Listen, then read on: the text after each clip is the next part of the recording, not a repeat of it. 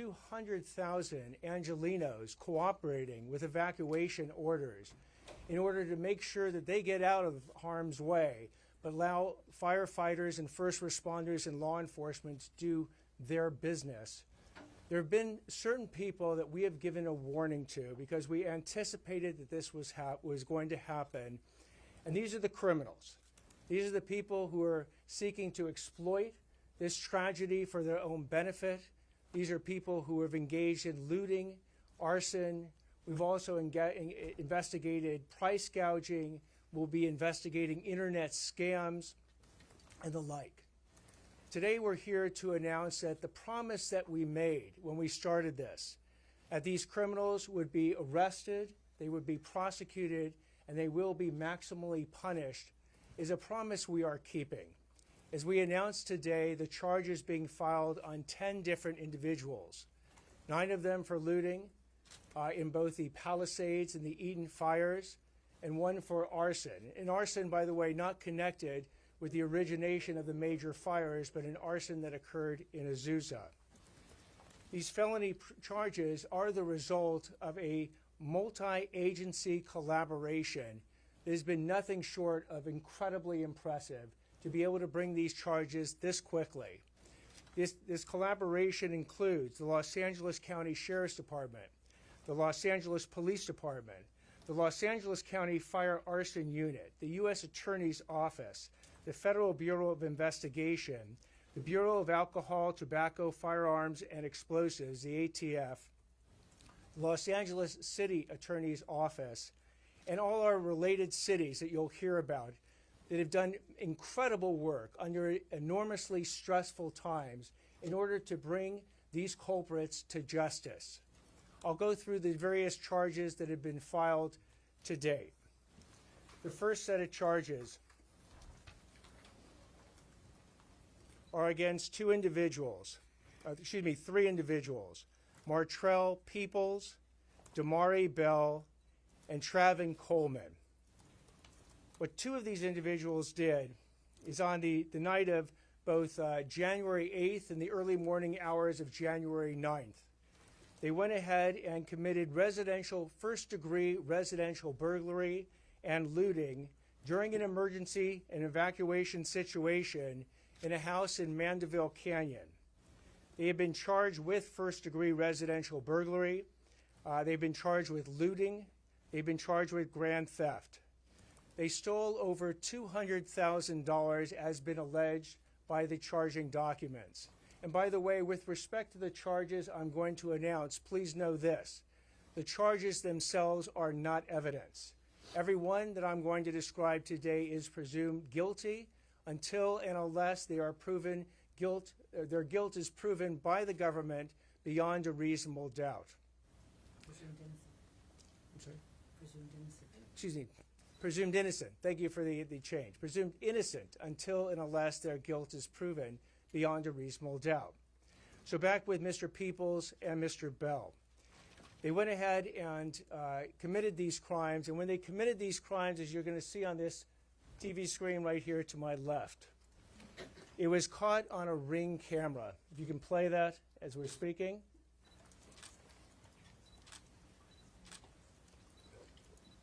And the LAPD, through, again, such impressive investigation, worked with various leads and tracked Mr. Peoples and Mr. Bell to an apartment in Koreatown. Surveillance was then conducted.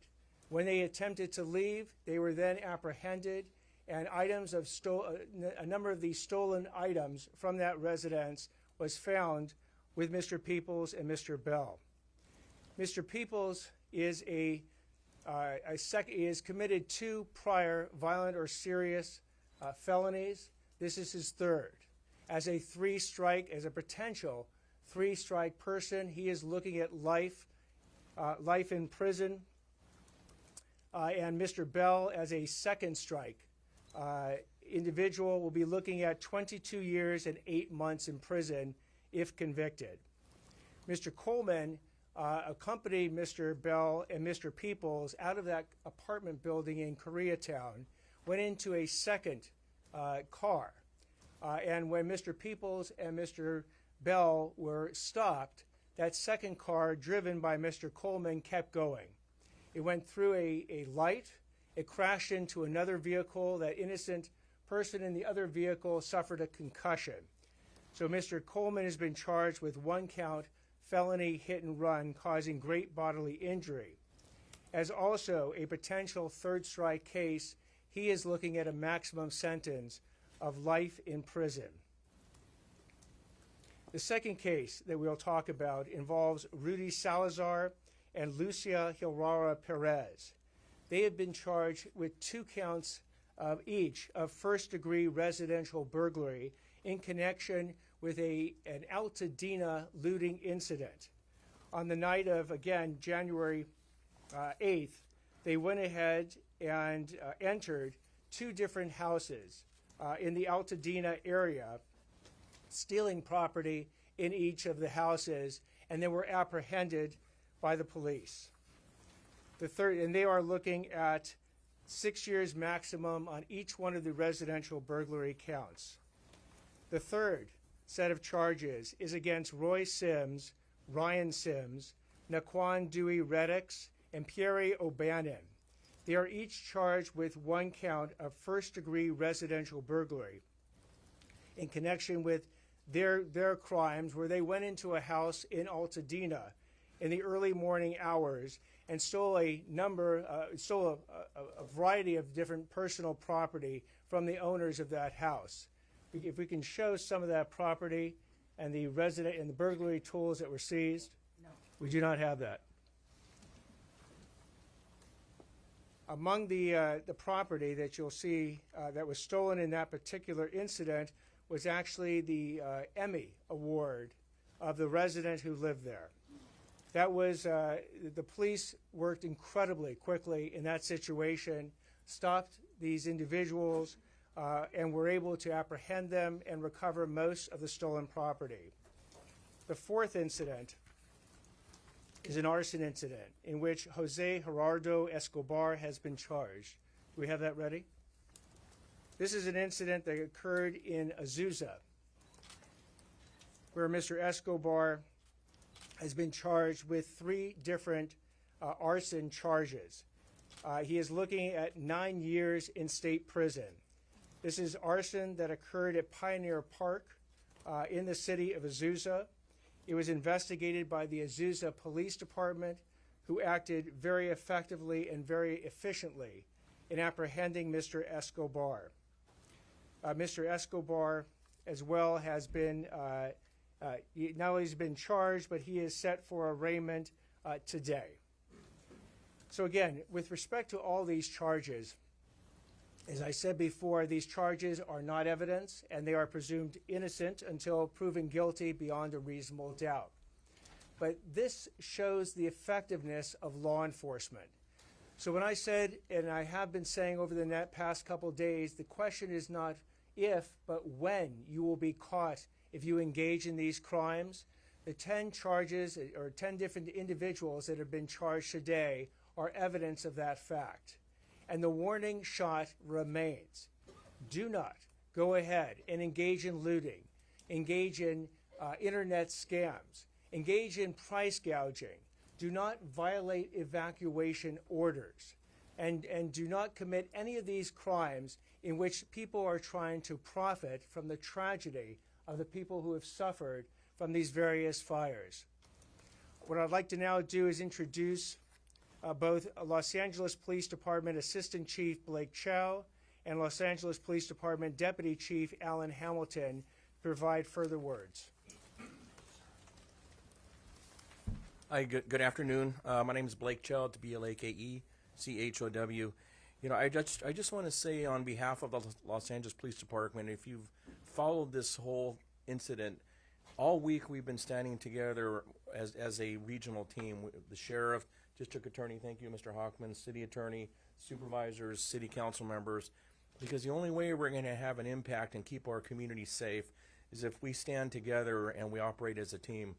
And I will tell you, in the Palisades area and the fires that we've experienced in Los Angeles, isn't it bad enough we have 40,000 people potentially that have been evacuated from an area, and then we get a handful of people that want to come up with activity to go victimize them. It's not enough that they have to worry about their properties and rebuilding and things like that, but now they would have to worry about criminals coming up there and taking advantage of them. So I want to really applaud our district attorney, and I also, for the charges that were filed, those are really important to send the message to the people out there that are not only thinking about going up there and victimizing the properties, but the stuff that may come after this in the form of scams. You're not going to get away with it, and this team is not going to let you get away with it.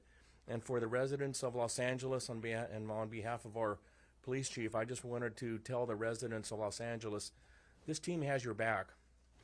We have patrols up in the hills right now while the evacuation orders are in place to make sure that your properties are safe. And as you can see with the investigation, when we get evidence of a crime, we leave no stone unturned, and we find people, and we will bring them to justice and hand them over to the district attorney. So again, on behalf of the city of Los Angeles, thank you for this team. This is really the one way that we're going to ensure that this region is safe, and the people that live in our region are going to be able to come back to some sort of semblance of their normal lives. Thank you. Good afternoon, everyone. Alan Hamilton, Chief of Detectives, Los Angeles Police Department. I want to first acknowledge the dangerous and difficult work that's been done by our brothers and sisters in the fire service, especially our Los Angeles Fire Department employees, and our Los Angeles Police Department officers and employees, both sworn and civilian, who stood shoulder to shoulder with our firefighters from all over the United States and the world, really, to help fight this fire and bring justice to these individuals who are being victimized again. A couple of things on the investigative side. So for the individuals that were involved in the burglary up in the canyon, our investigation started immediately upon report, and we were quickly developing investigative leads on that case. I want to acknowledge the hard work of our Metropolitan Division Crime Impact Team, who dropped another case that they were working on and immediately went up on this case, utilizing multiple investigative techniques to identify these individuals, surveil them, make sure that a crime had actually occurred, verify that items were taken, and then effectively conducted surveillance and took them into custody in a safe manner, and identified them as the individuals that were involved. Moving forward, there will be additional investigative information that will be developed as this case progresses, and we'll be able to release more information to the public. But at this time, we're going to be limited in terms of what we can release.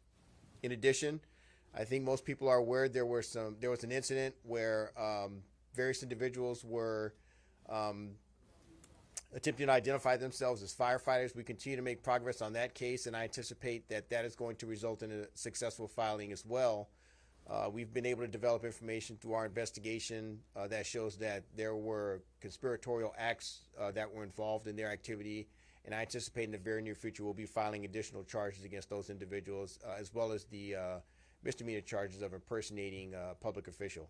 So I'm gonna close my remarks with this. We are aware that there are other crimes that have occurred, and my message to the public is this. Number one, we are aware of some of the individuals that are involved. The Los Angeles Police Department is going to continue those investigations and take them wherever they lead to. And I anticipate that we will be announcing additional arrests in the very near future for individuals that have been involved in activity within these closed areas. And there will be more to follow on that. The other thing I want to do is assure the community that at times you will see us out there in uniform and in black and white patrolling the area along with our National Guard partners. There are other times that you will not see us. We will be working undercover. We will be on social media. We will be conducting other investigations to bring every single one of these individuals that are involved in this criminal activity in the city of Los Angeles to justice. Thank you. Thank you very much. I'd like to now introduce Los Angeles County Sheriff Robert Luna. Good afternoon, and thank you all for coming. What you see up here, and you're hearing pieces of it, is probably somebody who is out here looking to burglarize, loot, or commit other crimes here in the county of Los Angeles, or the city of Los Angeles' worst nightmare. And I say that because standing around me, and you'll hear from a lot of people from the get-go, when I was communicating with Chief Jim McDonald, I was getting calls from the district attorney, Nathan Hochman, who says, hey, if there's anybody committing crimes, I want to know. I want the cases as quickly as possible. Getting cases from Martin Estrada, or I'm not getting cases, Martin Estrada saying, hey, give me the cases. Everybody around me is hungry, whether it's the FBI, the ATF, all of our law enforcement partners. And why is that? Because we've seen hour and hour of people in our community suffering, losing their homes, losing their property. And just like everybody else, people are saying, hey, this is the reason I don't want to evacuate. I don't want to be victimized again. This is a strong message from all of us that we are here. And when we catch people, we mean business. We're going to arrest in the field. We're going to investigate. And then we're going to turn it over to our partners. And depending if it's a state case and or a federal case, we got it covered here. So whether we are talking about burglary, looting, we're talking about scams, we're talking about the misuse of drones, whatever it is, we're going to get you. Do not make this worse than it already is. We're in the middle of this. We have a lot of work to do. You've heard me over and over announce arrests that we are making. When we're making arrests, the 34 that I had as of this morning, not all of them are looting and burglary. But please note, and this is a strong message to everybody, because we still have an active curfew that is in effect, 6 p.m. to 6 a.m. If you do not have any legitimate business in these areas, stay out, because our deputies are stopping people in a constitutional manner, I may add, and they are asking people questions. On many occasions, we are involved in these conversations. We're coming up with narcotics. We're coming up with individuals who are carrying guns. And guess what? None of them live in this area. So what are they doing there? You got to think, hey, why would I, if I have narcotics and a gun on me, go to an area that has a curfew in it? Well, that's what we're dealing with. We're going to deal with that. We're going to continue to work. And I appreciate the work that all of these folks are doing to make sure that the people in our community do not get re-victimized. Stay out of the curfew area. Do not come here to do anything you shouldn't be doing. You're going to get caught. And as you heard from the DA, and then you'll hear from our federal partners, you're going to get hammered. Thank you. And by the way, on behalf of all of our community and the deputies that I'm talking to who are working their butts off out there away from their family on 12-hour shifts plus, thank you guys for the work that you've done and the work you're going to do, because our police officers and deputies want to know when they stop and arrest somebody that somebody's going to get prosecuted and there's going to be consequences. So thank you. I'd like to now introduce Azusa Police Department Chief Rocky Wenwick. Good afternoon, everyone. First, I'd just like to say, on behalf of the city and our department, pass along our prayers and thoughts and condolences to all those who have lost a loved one or lost property. To add to the previous speakers, for us, we're outside that fire zone, immediate fire zone area. What I'd like to commend is our community for paying attention, being observant, and seeing something and saying something. At that time, the park had lost a lot of trees that were down.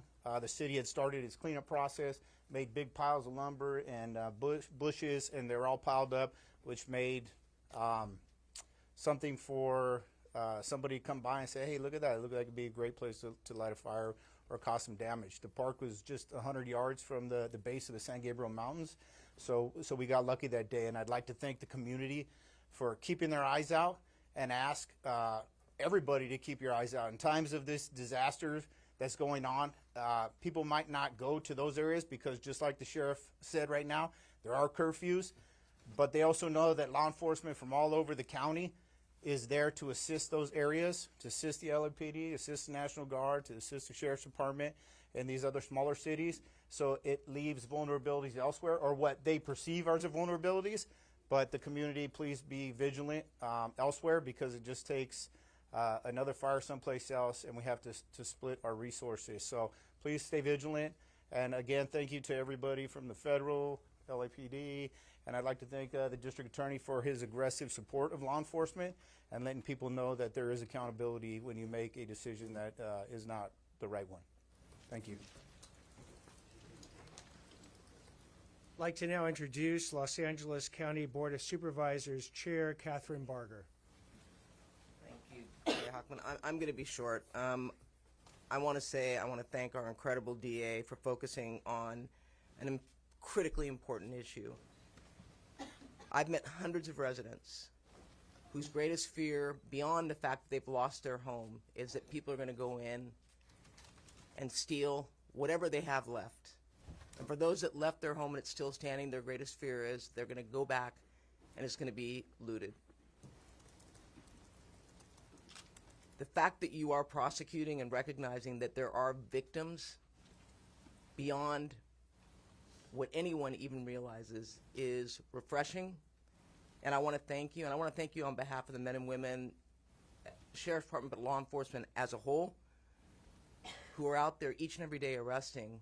And when I find out that some of the arrests that were made, there were no charges filed on the exact same thing done, it's time for us to let the public know that accountability is alive and well in Los Angeles County. And as a supervisor whose communities are suffering right now, I want you to know we are going to work hand in hand with the district attorney, with the sheriff's department, with LAPD to make sure that not only is your property protected, but anybody that tries to take advantage of this situation will be prosecuted to the fullest extent of the law. So I just really want to thank you, Sheriff Luna, to LAPD, to Chief McDonald, to you, District Attorney Hochman. Thank you for working together to recognize that we have to protect our communities. Thank you. I'd like to now introduce Supervisor Hilda Solis. Thank you so much for having me, District Attorney Hochman, and also for inviting all of us here today, and especially want to thank our Azusa PD Chief Rocky Wenrick and his staff, and also all our public safety officers as well as our elected officials.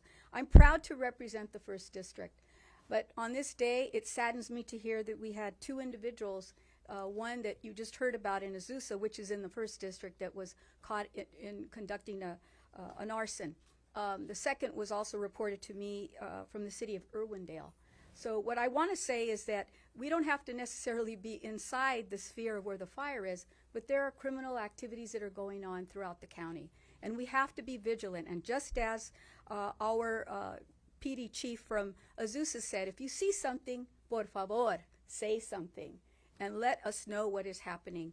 I want to say that even though there is a dark side to this, we have to say that there are also some good things that are happening. There are people who are being very resilient. Just yesterday, I had the opportunity to visit over in Pasadena and in Altadena in the 5th District, and to go by and to see along Lake Avenue and Los Robles all these organic pop-ups of people wanting to share their love for healing and safety was an outpouring that I've never seen demonstrated in that manner in LA County.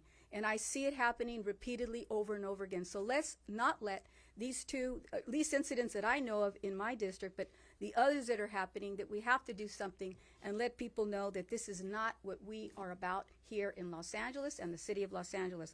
I also want to thank our sheriffs, but I especially want to thank the National Guard, because I do think that the Biden and Harris administration took note that we need additional boots on the ground. And boots on the ground make a difference. They may not be arresting anyone, but their presence certainly sends a message. And I'm happy that they are now housed over in Azusa, the National Guard Armory, and that we can also utilize their services to assist us and bring calm to the public that right now is so very nervous and also very upset.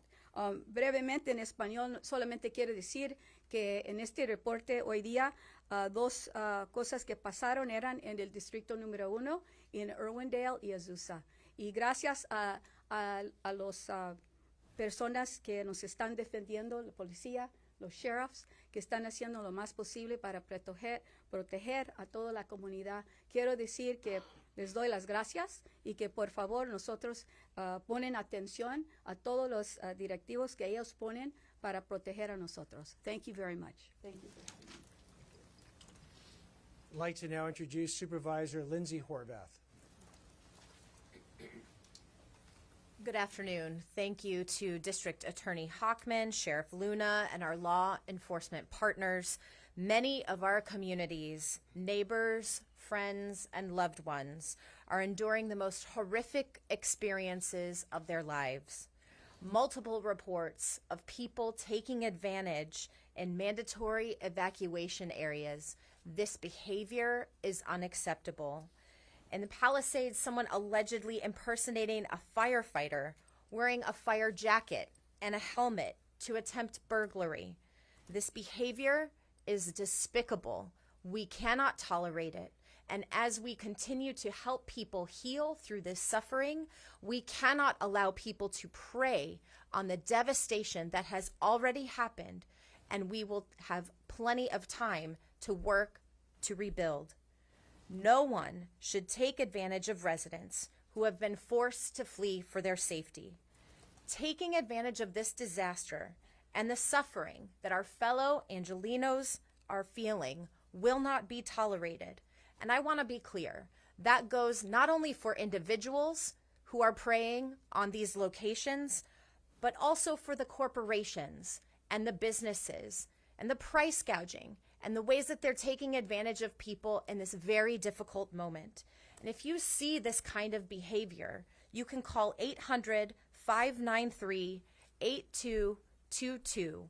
We want to hold businesses accountable as well. We cannot be taking advantage of people who are suffering in these moments.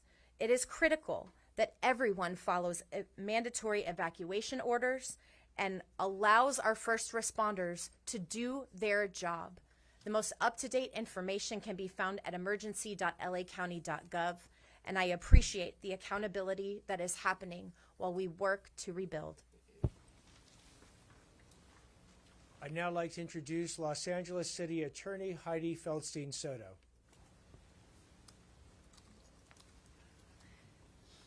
Hello, everyone. Good afternoon. I have a dual role in our city. I'm both a civil lawyer for the city, and I am the chief prosecutor for the city of Los Angeles, and I'm here in that capacity. As chief prosecutor, I'm responsible for misdemeanors committed by adults within the city limits. Let me start with everyone who's been affected by the fires that have devastated so many lives. I've spoken to many of you on the phone. I spent a lot of time on the phone with particularly the Pacific Palisades and Mandeville communities. I commit that my office, along with the district attorney, the U.S. attorney, our law enforcement partners, and our county and city elected officials, will be here working with you with all of the tools that we have. Today's press conference is about public safety and about the criminal side of what I do. I want to take 1 second to also assure you that we are laser focused in our civil side on legislation, on investigation, on disaster relief, on mortgage tax and insurance expenses, on cutting through red tape and bringing every single legislative, executive, civil, and law enforcement resource we have available to help all of you and all of us get through this disaster, recover, heal, and rebuild.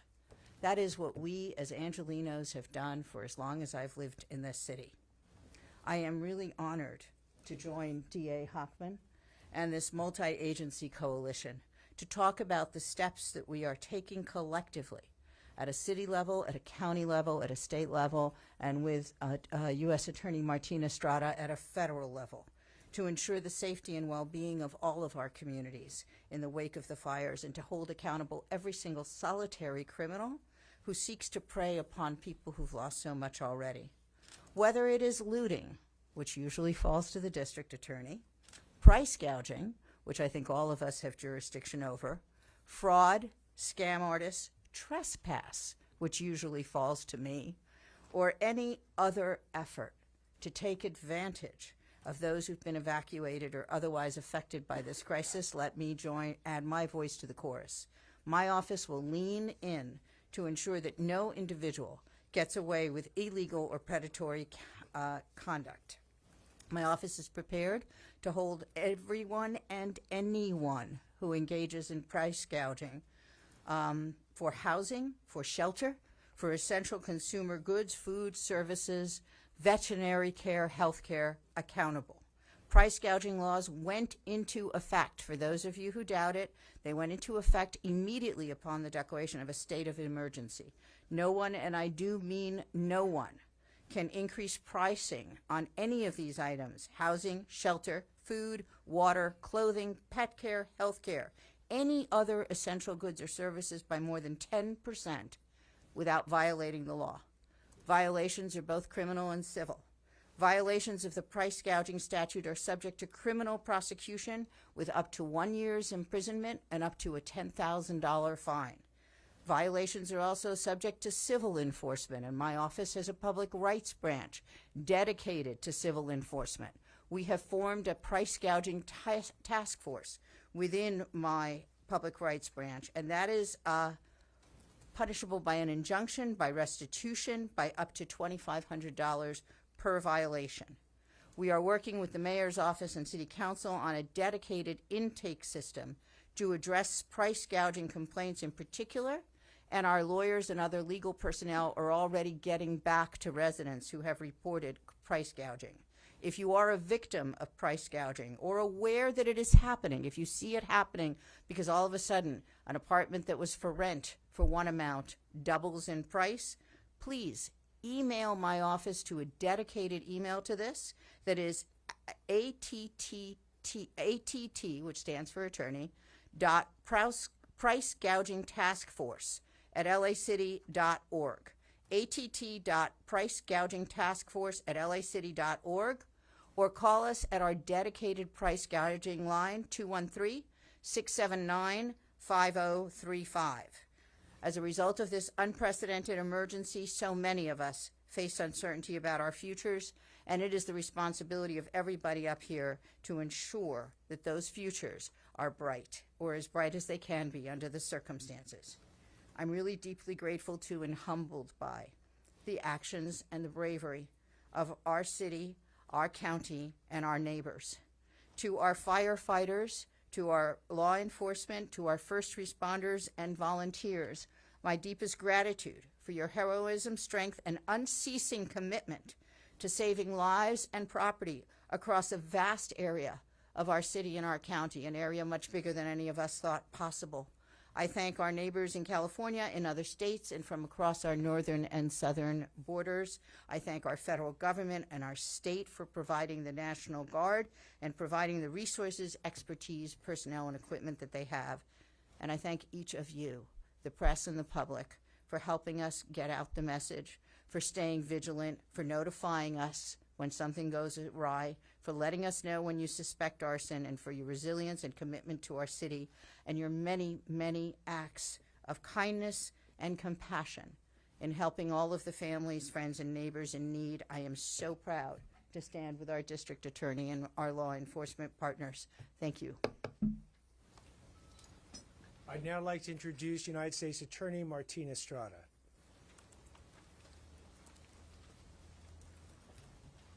Thank you and good afternoon. My name is Martin Estrada. I'm the United States Attorney. This past week has been devastating for our community. Our family, our friends, our colleagues have suffered immeasurable losses. Our hearts go out to all the victims of the terrible fires that have occurred in our area. But I will say, one thing I have seen time and time again is the resilience of this community. When the times get tough, we come together. That is no different with regard to law enforcement. The level of cooperation and collaboration with our law enforcement partners, federal, state, and local in this area in Southern California is top in the country.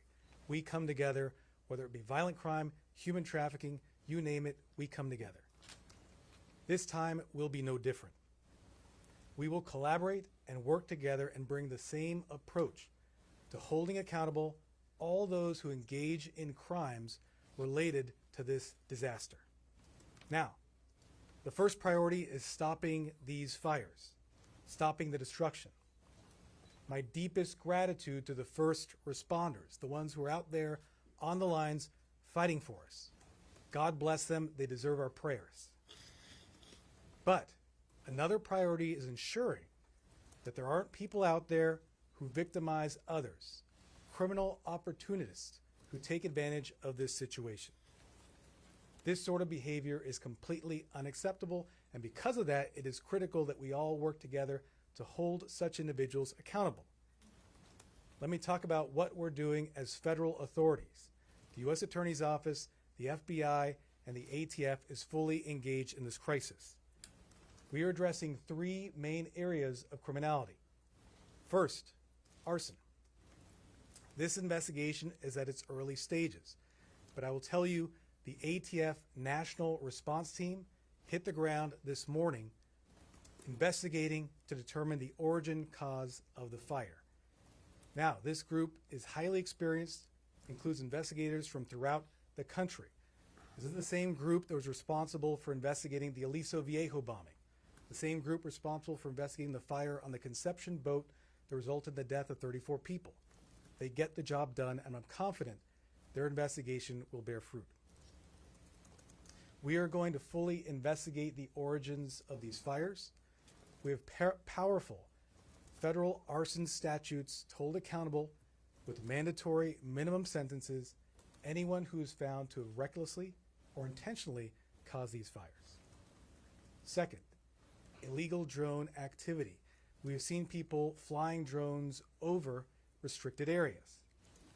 We need to ensure that our first responder personnel are able to do their jobs. We've already heard about drones flying over fires, hitting fire planes, disrupting them, taking them out of commission. That is unacceptable. It is illegal to fly drones over restricted areas. This basically means not flying over the areas where the fires are taking place. If you do so, you'll be arrested and you will be prosecuted. And be warned, you may not be arrested right away, but our investigators will continue their work. We brought these illegal drone cases time and time again, including a case a few weeks ago involving Vandenberg Air Force Base. As we speak, we have investigators issuing legal process, investigating social media posts of drone footage in the fire areas, looking through that footage to determine the perpetrators in order to hold those people accountable. If you're thinking of flying a drone over an impacted area, over a fire, the message is simple: don't do it. Third, fraud. We are not going to allow victims to be re-victimized. Certainly, as the district attorney talked about, looters will be held accountable by his office. But we will take on some of those more sophisticated fraudsters who are out there using other means to steal. This is one of the largest disasters we've ever faced. We will see huge amounts of relief money coming into this area, including federal funds. If history is any guide, including through the pandemic that we all went through, the COVID-19 pandemic, there are people who will attempt to steal that money. Let's talk about two areas of fraud we are vigilantly monitoring. First is federal recovery funds. The Small Business Administration, FEMA, and other federal agencies are beginning their efforts to support homeowners, renters, business owners with relief funds.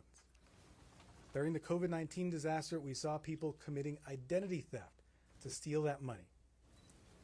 My office can use mandatory minimum sentences against anyone committing such conduct to hold them accountable. Second is charity fraud. People around the world are looking for ways to support the victims. This is a good thing. People are generous in times of need, but it also creates an opportunity for fraud. Charity fraud is a donation scam where people are tricked into donating money to a group or a fake group that essentially provides no services for the victims. We will investigate any group that illegally diverts funds from the victims. And let me say, as I mentioned, generosity is a good thing. But fraudsters will target victims and generous individuals who want to help. They'll do so through many means, including social media posts, including calls, including texts. Keep this in mind. True charities will not pressure you into giving funds. If you come across deceptive individuals who try to push you to donate money, that raises suspicions, and do not donate. Make sure your money goes to trusted organizations, and beware of websites that may try to mimic real organizations. There's a lot of fraud out there and people trying to perpetrate it. In conclusion, regardless of the type of crime we are talking about, we will hold people accountable. There is zero tolerance for any criminal activity arising from these fires. Together, we will recover from these fires. But the ongoing work, the recovery work, including protecting the victims and protecting those people who would like to help the victims and protecting relief funds, will be ongoing. We will be vigilant. Now, before I conclude, I want to give out a number from the ATF.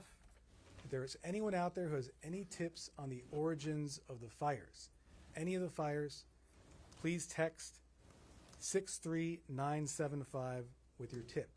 That is, again, the number 63975. That will go to the ATF National Response Team. Thank you very much. I will now introduce to the podium Special Agent in charge of the FBI, Akil Davis.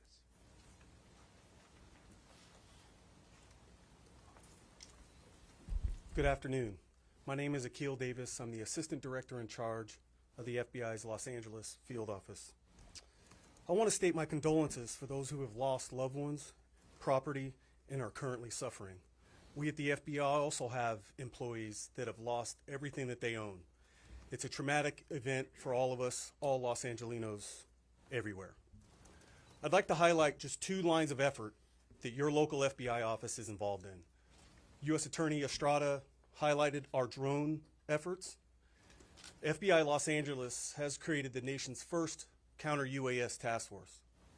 This task force has been deployed to the Rose Bowl, it's deployed to the Golden Globes, and it is deployed to all of these fires. We're out there every single day looking for drone pilots, looking for operators that are disrupting our most critical effort to contain these fires, and that is the airdrops. I'd like to foot stomp what our brothers and sisters at CAL FIRE said. If you fly, we can't. Meaning if you fly these drones, we're not able to use our most sophisticated technique to contain these fires and save lives. The second line of effort for the FBI, as U.S. Attorney Estrada stated, is significant fraud. As we have seen from COVID fraud, Hurricane Katrina fraud, we've seen earthquake fraud, all those monies that are pouring into our communities, fraudsters are sitting right now trying to figure out ways to steal that money. You heard Sheriff Luna reference the term being hungry. Our investigators, our task force officers, our deputies, our police officers, our investigators, we're hungry too. We're hungry to try to find the fraudsters that are stealing this money and preventing it from getting in the hands of the people that need it most. There are 2 ways you can reach the FBI. Please call 1-800-CALL-FBI if you have any tips or you've been the victim of any of these frauds, or tips.fbi.gov. Thank you for your time today. I'll turn it over to DA Hochman. So I'd also like to thank Jose Medina, Acting Special Agent in charge of the ATF's LA Field Division, Jessica Post, Battalion Chief in charge of the LA County Fire Department Arson Unit, LAPD Detective Wilson, LAPD Detective Carrillo, for their tremendous efforts, and all the officers and investigators and detectives that worked to make this day possible to announce these charges so swiftly. Over 30 years ago, Los Angeles endured the fires, the floods, the earthquake, and the riots, all in sequential order. And LA showed back then its grit, its resilience, to not only come back, but to build better.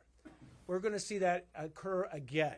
When we get these fires stabilized, we're going to show Los Angeles to the world that we have the grit and resilience to again build ourselves better than we were. And to the extent that these criminals want to get in our way, please let today be one example of the united front that they are going to face. Between the District Attorney's Office, the City Attorney's Office, and the U.S. Attorney's Office, we have well over 1,000 prosecutors ready to do justice on behalf of the residents of Los Angeles County. And working with us, we literally have thousands of officers, detectives, and investigators that will bring these criminals to justice. So thank you all very much for being here. We'll take questions now. Jay Hochman, Yes, in the back. friend PR Martin Koski, do you have a number of reports of burglaries in these zones, the evacuation zones? I mean, not ones where you charge people, but actually, you know, what's CompStat saying? These are ongoing investigations. Every one that has not been charged is an ongoing investigation. So it's too preliminary to comment about those investigations today. Do we have a total number, though, of arrests for looting? Actually, Sheriff Luna would like to add. Yeah, very good question. And before even coming here, I'm trying to inquire about how many burglaries there are, at least in LA County Sheriff's territory. It has been extremely difficult to do that. Let me try and paint a quick picture for you. We have many areas where residents have not been allowed to go back in since they left in a really quick hurry to save their lives. As we start repopulating some of these areas, we are going to get reports. I hope it's not too many, but I think we are going to get reports of burglaries and other crimes.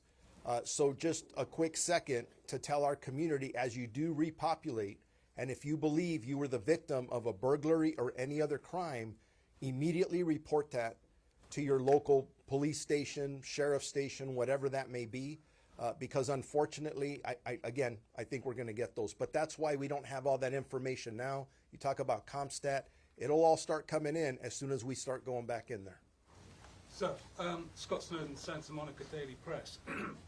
We've talked about some people who were impersonating firemen, and it's been confirmed that they were in fact wearing the uniform and helmet. How did they get those? Were those stolen?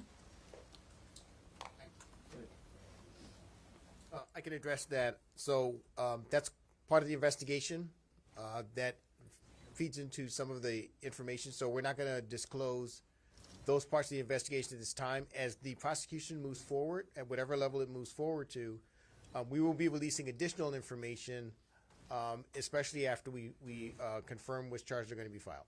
At this time, we can't really discuss it. Chief Hamilton, quick follow to that. That was the people impersonating. That was at the Palisades fire scene? That's correct. They found, do you believe they had also been involved in looting or burglary, or they found stolen property? We believe that they were conspiring to conduct illegal activity, including looting and residential burglary in the area. You know, just let me follow that up, because I would just want to tag on to something that Sheriff Luna said, that, you know, this has been a very, very chaotic scene for everybody right now, and we have a lot of areas right now residents have not been able to go back. I know that LAPD has reported 14 arrests for fire-related things, many of which you have seen here. But I think, for example, what the individuals that are arrested with the fire uniforms, we're pleading with the public, if they have any information that they may have seen these individuals in other parts of the Palisades, we need that information, because as the Chief Hamilton had said, this investigation is not closed, it's still going. And as residents begin to repopulate and we get more information, ring videos and things like that, those are the things that we're going to need to really get a picture as to how many crimes may have occurred in that area. Cheryl? Yes, right here. Natasha Chen with CNN. I know that the investigations into the origins of the fires for Palisades and Eaton are still ongoing. As far as that task force activity is concerned, though, is there any indication that there's investigation into possible human involvement in the Palisades fire, whether that be accidental or intentional, and for the Eaton fire, a potential electrical transmission tower? So we're not going to address at this point that part of the investigation. That'll be conducted by the Bureau of Alcohol, Tobacco, Firearms, and Explosives. More information will be forthcoming from that investigation in the future. Will ATF have a news conference? Anyone? So we are speaking on behalf of ATF. We are coordinating with ATF on the investigation and any potential prosecution. We are at the initial stages at this time, so we ask for patience as we go through this investigation. Everything is on the table in terms of the investigation and potential statutes that are in play. I gave you the number. I'll repeat it. If anyone has any tips, I encourage them to text the following number 63975, but given that the investigation is at its early stages, we cannot provide further information. How many of the cases qualify for federal charges, and what it would be the maximum sentence if somebody is accused of arson?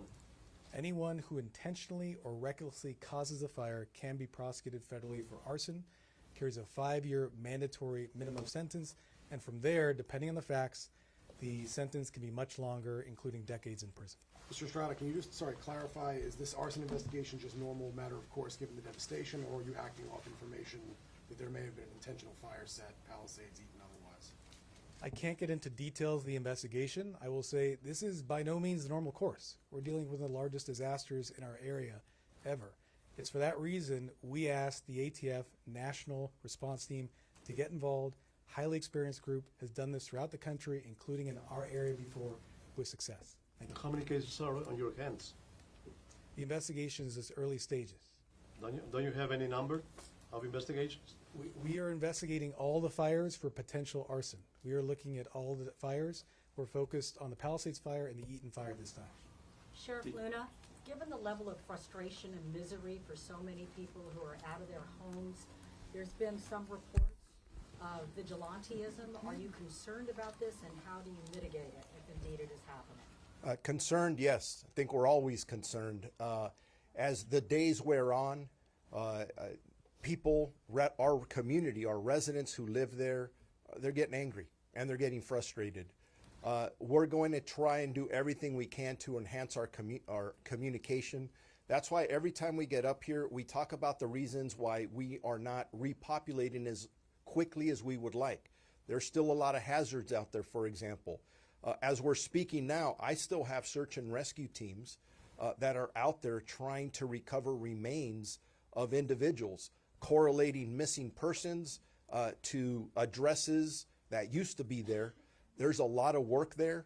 So again, I plead with our communities, be as patient as possible. There is no conversation that we're having as a county family with our city partners that doesn't include evacuation orders and warnings without, okay, when are we going to repopulate? Because we're hearing our community loud and clear. All of us, I know our supervisors are going out personally and listening to our community and their frustrations. We know it. We're staying on top of it. None of us have been off one day. All of us are working 16, 18-hour days, and we're doing this because we want to get back to normal as quickly as possible. But I do remind everybody, I mean, I just read the weather report before coming in here. We're gonna experience some significant winds. I'm very concerned about the dangers that we still face, concerns that our community still faces. So we're still in the middle of this, but please communicate with us, and we'll continue to work on putting out as much public information as we possibly can. We don't want our community to go that direction. Now, if the vigilantes you're talking about are people who live somewhere else and are going to come and cause problems, this team I have around me, we're ready to deal with that. I see the show of support here today, and it's massive and impressive, but to someone who feels desperate, how can you reassure them? Somebody who lost their home, we will do everything we can to make sure that you are aware that we're here, we care, we're going to respond, we're going to investigate, and the reason we're here today united is because we are communicating. We have been communicating from the beginning. We're going to be something that the rest of this country looks at and says, how did you guys do this? That's where we're at. That's the assurance I want to give our entire community. We are here. We are here for you. The DA Hochman, Right, we have time for one more question. A question for the FBI. Right here. You have pieces of that drone that hit the Super Scooper. Have you made any progress in that investigation? Do you have any persons of interest that you're looking at or speaking with? So that investigation is ongoing, and yes, you're right. We have collected pieces of that, and we're putting that together as we would through a normal course of investigation. There's lots of avenues to investigate regarding that. So that's all I'm going to say is as far as that goes. And have you had any more incidents with drones and firefighting like that? So we are coming across probably 20 incursions a day. Now, our numbers vary a little different than what the fire department puts out, and that's just because of the focus on the area that the FBI is looking at. Our focus is a little bit more narrow, than what the fire department's looking at. So, you know, the numbers we're putting out are probably between 20 and 30, and the fire department's is about double that. But the fire department is correct. There are that many drones in the air at any given time. And that's why we continue to stress to the public, stop flying your drones over these fires. Let us do our job. Let us save lives. Let the firefighters do what they do best, and that's put these fires out. But no Can you persons of confirm interest at that this 2 point. arrests Not at this point. have been made regarding the drone incident? I'm sorry, sir. Can you say that again? Can you confirm that 2 arrests have been made regarding the drone incident? I'm going to leave that up to my state and local counterparts behind me. Thank you very much. I can tell you from the Los Angeles County Sheriff's Department, we've arrested 3 individuals for drone use, for 2 drone usages. All right, thank you all for coming today. If you want one-on-one interviews, you can do that at this point. I very much appreciate it, and stay safe out there.